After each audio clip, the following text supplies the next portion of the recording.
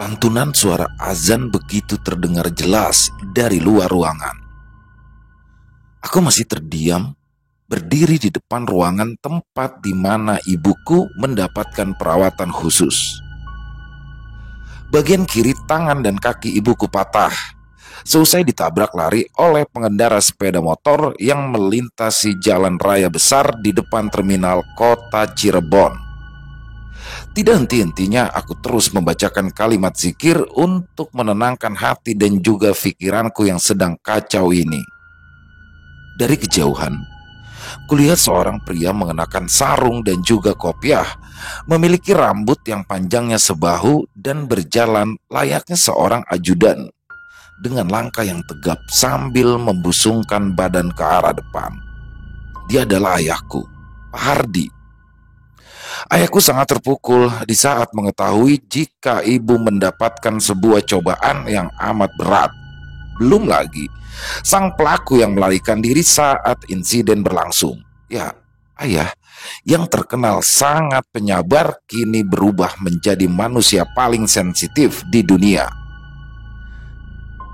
Namun, walaupun dia mendapati masa-masa yang tidak kurang mengenakan di beberapa hari ini, ayah pun selalu tetap menyuruhku untuk sholat berjamaah.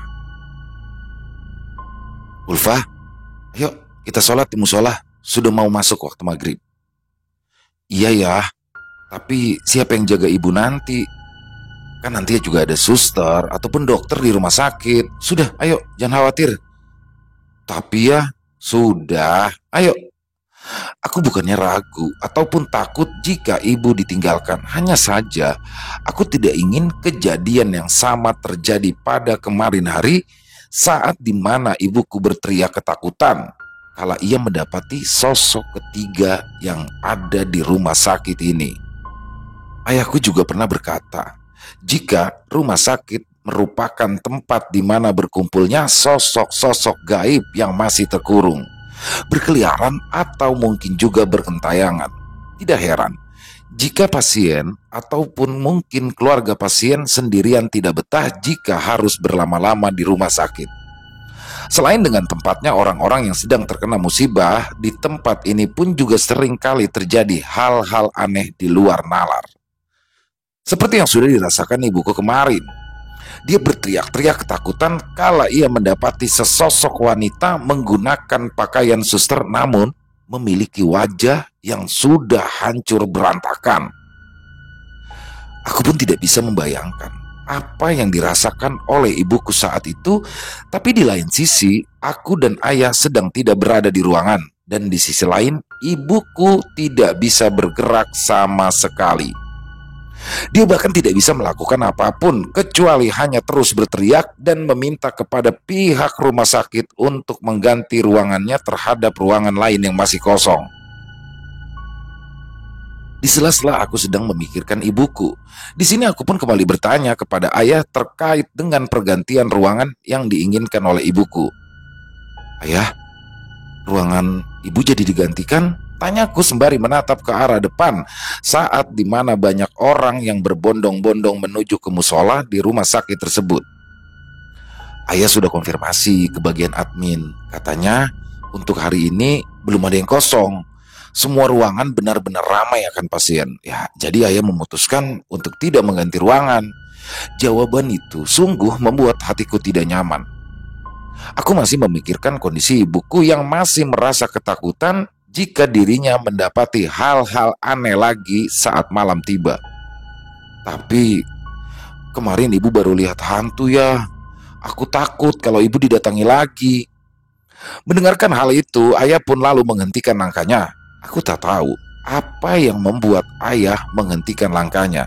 Padahal musola sudah berada tepat di hadapannya.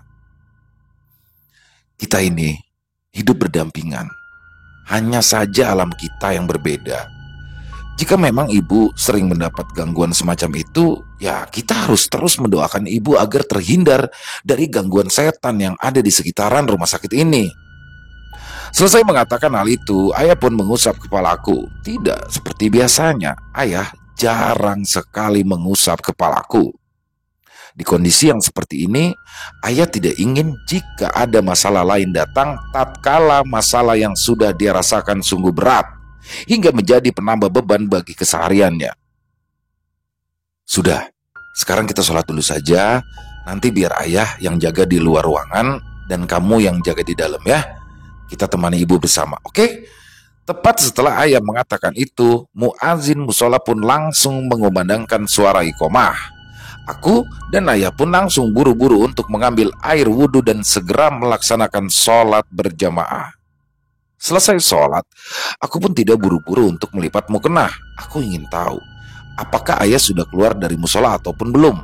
Tanganku pun segera menggapai tirai pembatas antara saf laki-laki dan perempuan. Aku mengintip dari balik tirai tersebut dan kulihat kala itu ayah sedang terdiam sembari menundukkan kepalanya. Aku hanya tersenyum. Mungkin ayah sedang berdoa demi kesembuhan ibu.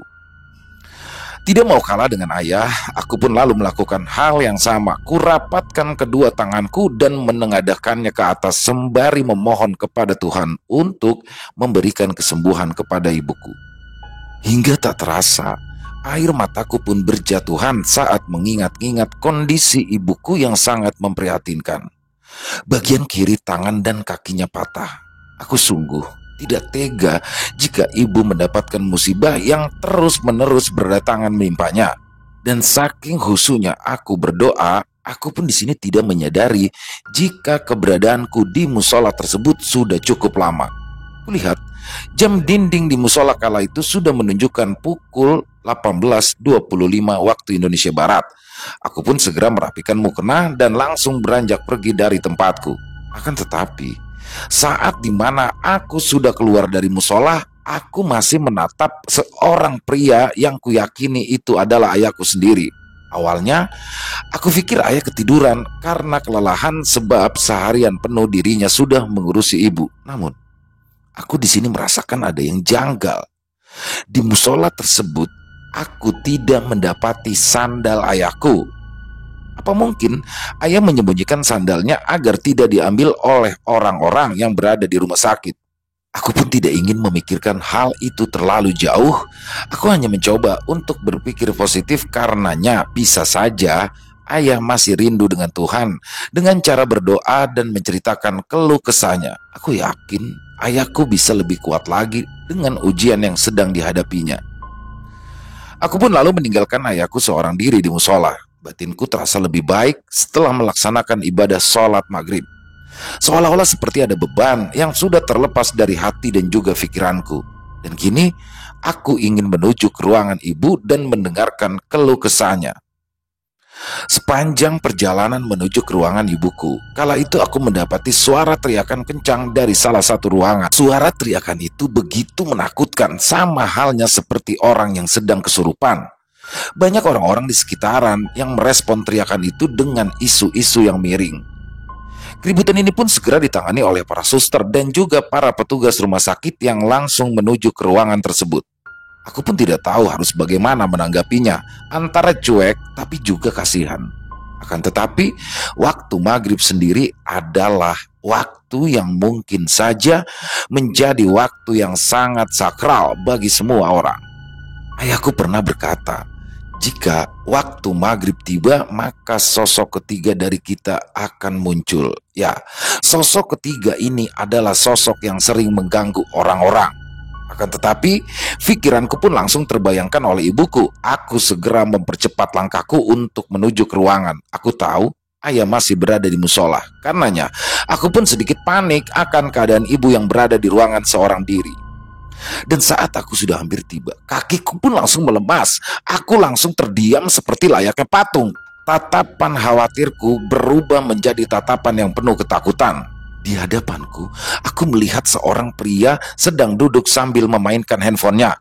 Aku mencoba untuk meyakinkan diri jika apa yang aku rasakan dan aku lihat kali ini adalah sebuah mimpi. Dan saat pria itu melihatku, ia pun lalu mengatakan sesuatu. "Ulfa, kamu baru sampai?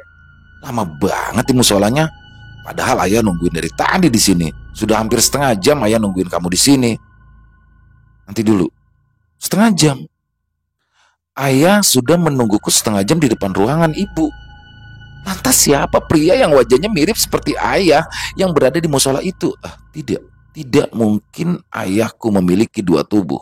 Dan untuk meyakinkan lagi, aku pun langsung menatap ke arah sandal yang ia gunakan. Dan memang benar, pria itu menggunakan sandal swallow yang biasa digunakan oleh ayahku. Tidak salah lagi, jika yang ada di hadapanku ini adalah benar-benar ayahku, aku pun langsung berlari dan memeluk ayah. Loh, kamu kenapa? Kok kayak orang ketakutan gini? Ayah, tadi aku lihat ayah masih di musola, makanya aku lama di sana. Hah? Lihat ayah? Ayah itu dari tadi sudah di sini nungguin ibu.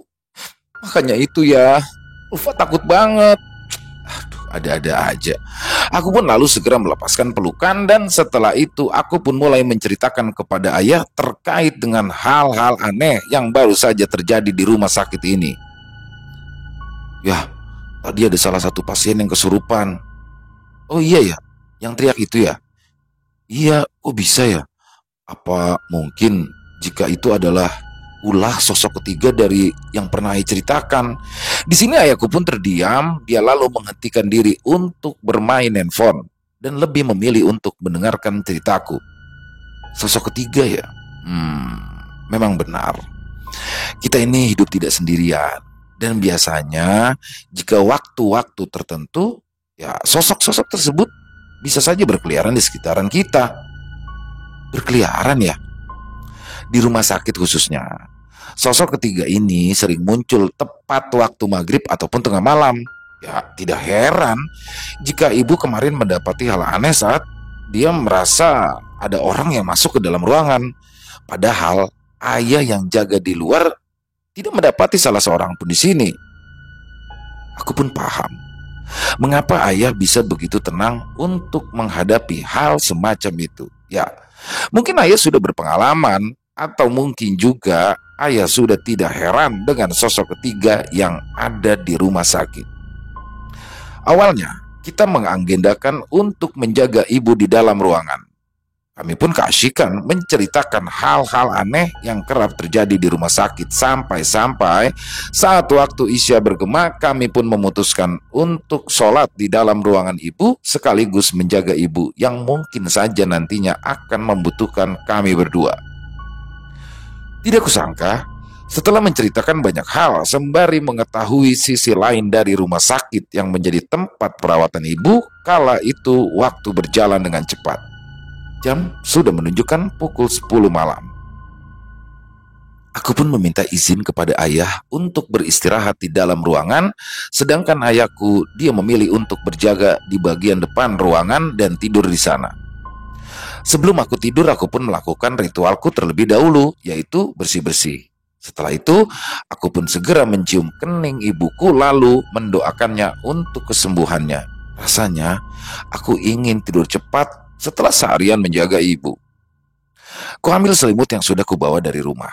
Namun sebelum itu aku juga mengkhawatirkan keadaan ayah yang berada di luar. Untungnya aku membawa 2 selimut dari rumah. 1 selimut sisanya aku serahkan kepada ayahku yang kala itu berada di luar ruangan.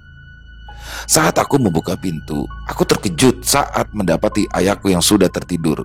Sepertinya lelahku ini tidak seberapa dengan lelah yang sudah dirasakan ayah. Tidurnya mengeluarkan suara dengkuran yang tidak biasa. Pantas saja, ayah tidak ingin memikirkan hal-hal berat karena tubuhnya juga sedang dalam keadaan yang tidak baik-baik saja.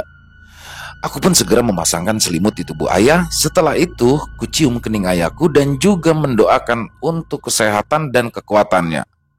Ketika semuanya sudah selesai, aku pun segera kembali masuk ke dalam ruangan dan segera menutup diri dengan selimut.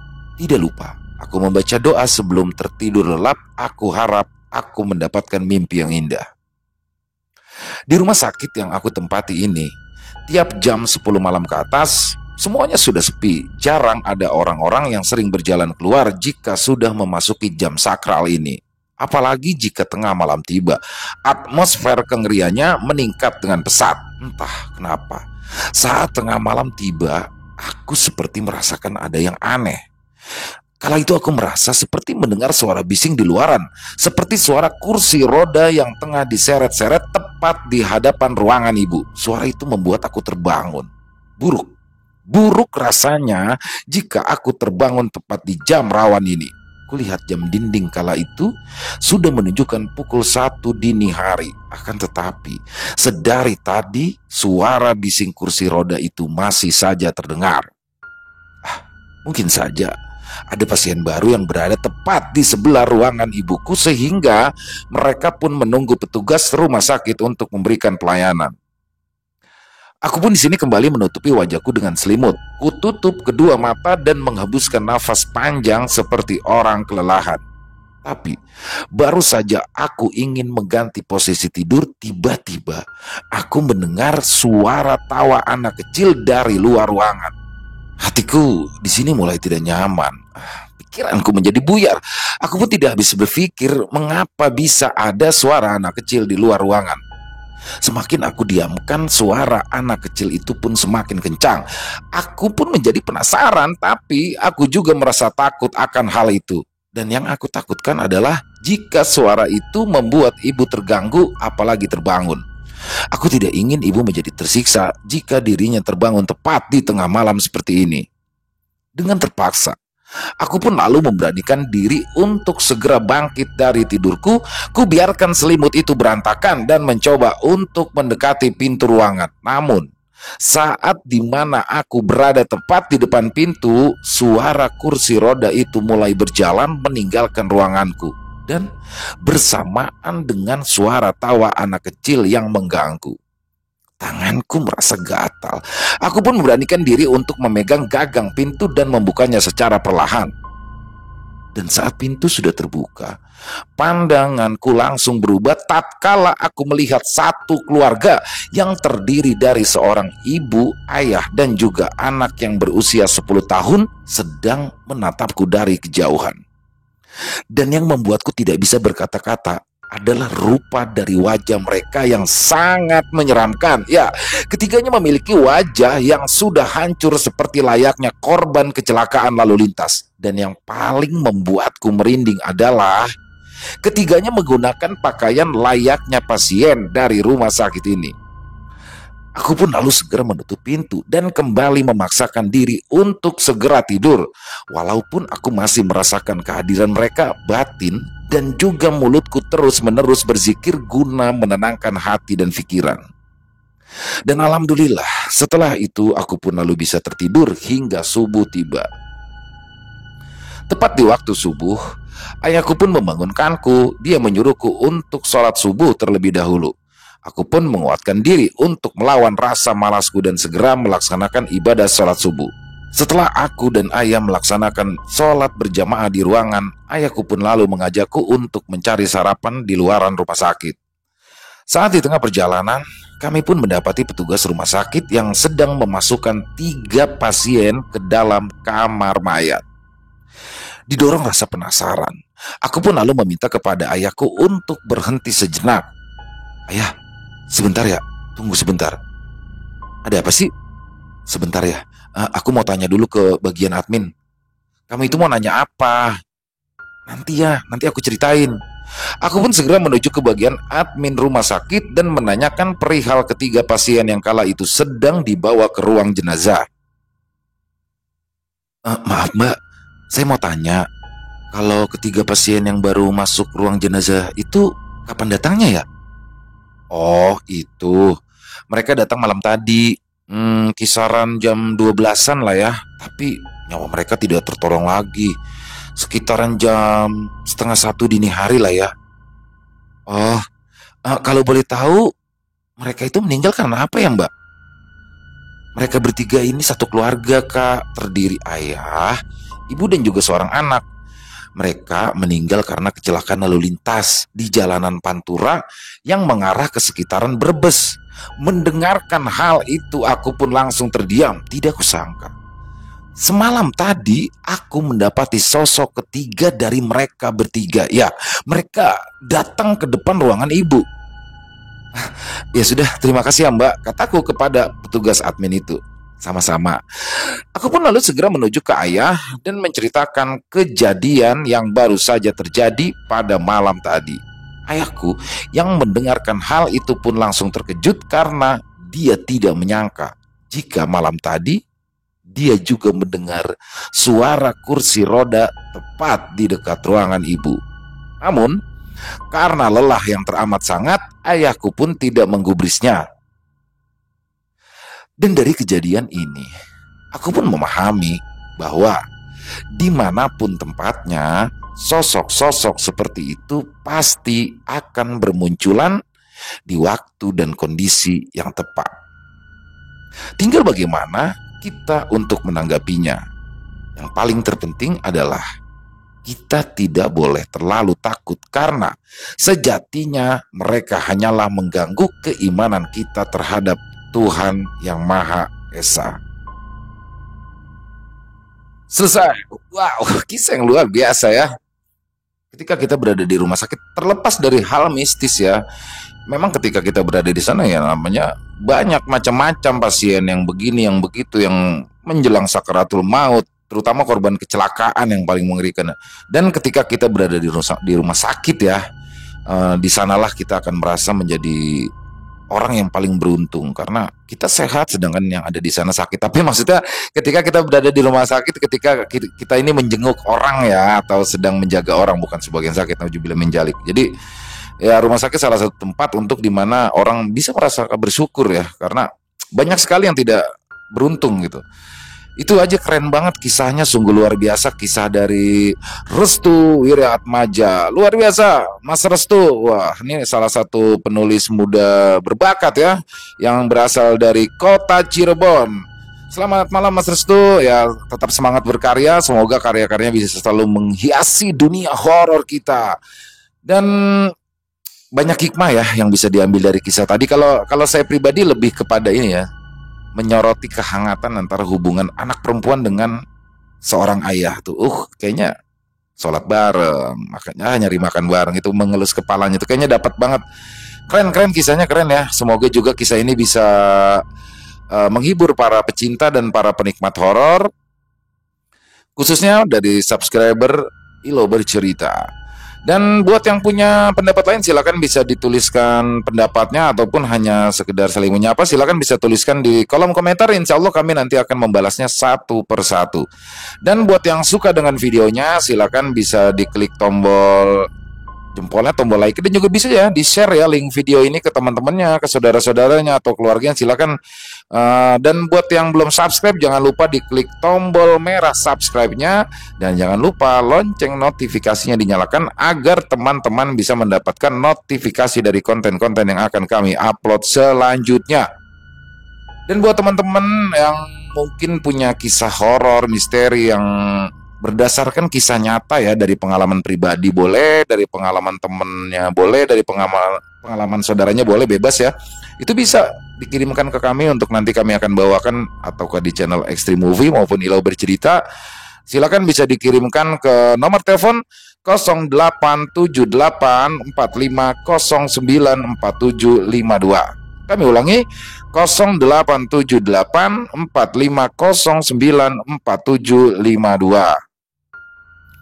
Jadi bebas ya, boleh kirimannya dalam berbentuk tulisan, boleh dalam berbentuk rekaman suara juga boleh. Jadi senyamannya teman-teman aja ya. Jadi, dan buat yang sudah mengirimkan terima kasih, tapi buat yang belum dibawakan kisahnya harap bersabar ya, karena memang masih harus melewati proses penggarapan dulu agar lebih mudah nanti didengar oleh teman-teman semua di sini. Pokoknya sabar, kami menggarap satu persatu dan insya Allah semuanya pun akan kami bawakan. Tinggal nanti kita lihat nih, apakah akan kita bawakan di Extreme Movie ataupun Ilo Bercerita, tergantung dari durasinya. Dan oke, itu aja kisahnya tadi, walaupun singkat tapi horornya dapat banget, dan semoga bisa menghibur teman-teman semua. Di akhir kata saya mohon maaf apabila ada kesalahan saya dalam berkata-kata, ada kata-kata saya yang mungkin kurang berkenan di hati teman-teman semua. Saya mohon dibukakan pintu maaf yang seluas-luasnya karena saya hanyalah manusia biasa, tempatnya salah dan dosa. Dan sampai jumpa lagi di konten-konten kami selanjutnya yang pasti tidak kalah serunya, yang pasti tidak kalah horornya. Masih bersama saya Ilo di Ilo Bercerita. Salam sehat, sukses selalu untuk kita semua. Amin, amin, ya robbal alamin. Wassalamualaikum warahmatullahi wabarakatuh.